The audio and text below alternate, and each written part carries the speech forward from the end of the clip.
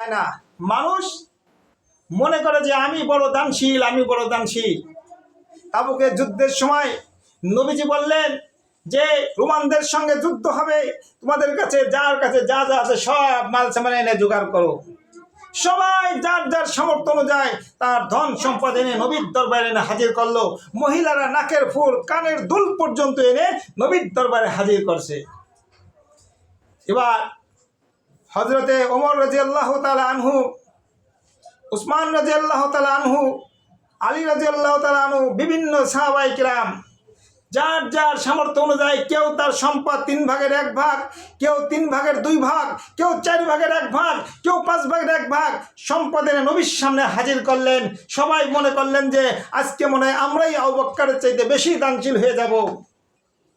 হযরতে আবু বকর রাদিয়াল্লাহু তাআলা আনহু পিলারের আড়ালে, খুঁটির আড়ালে দাঁড়িয়ে আছেন, চোখের পানি ঝরঝর করে ঝরতেছে। আল্লাহর নবী সকলের দান এক জায়গা করে এবার ডাক দিলেন, আমার আবু বকর কোথায়? আবু বকর রাদিয়াল্লাহু তাআলা আনহু হাজির হলেন। ইয়া রাসূলুল্লাহ, আমি এই যে হাজির আছি। আল্লাহর নবী জিজ্ঞাসা করলেন, তোমরা কে কতটুকু এনেছো, কার সম্পদ থেকে কতটুকু এনেছো আর কতটুকু রেখে এসেছো? একজন বললেন, ইয়া রাসূলুল্লাহ, আমি আমার সম্পদ থেকে 4 ভাগের 1 ভাগ এনেছি, 3 ভাগ রেখে আসছি। কেউ বললেন আমি 4 ভাগের 3 ভাগ এনেছি, 2 ভাগ রেখে আসছি। কেউ বললেন আমি সম্পদের 2 ভাগের 1 ভাগ এনেছি, আরেক ভাগ রেখে আসছি। তখন এক একজন এক এক হিসাব দেওয়ার পরে আল্লাহ নবী হযরত আবু বকরকে জিজ্ঞাসা করলেন, আবু বকর, তুমি কি এনেছো আর কি রেখে আসছো?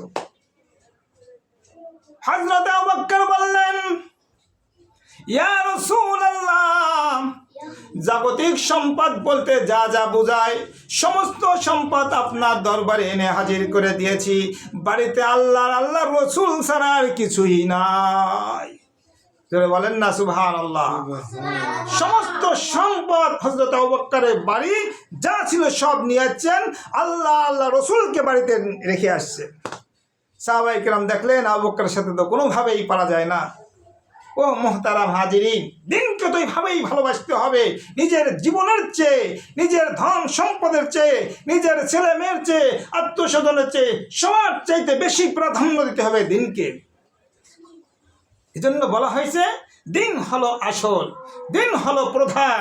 দিনকে যদি প্রাধান্য দিতে পারি আমার জীবন ধন্য হয়ে যাবে, আর দিনকে যদি প্রাধান্য দিতে না পারি আমার জীবন ধন্য হবে না। আমি ওরকম জান্নাতি মানুষ হতে পারবো না।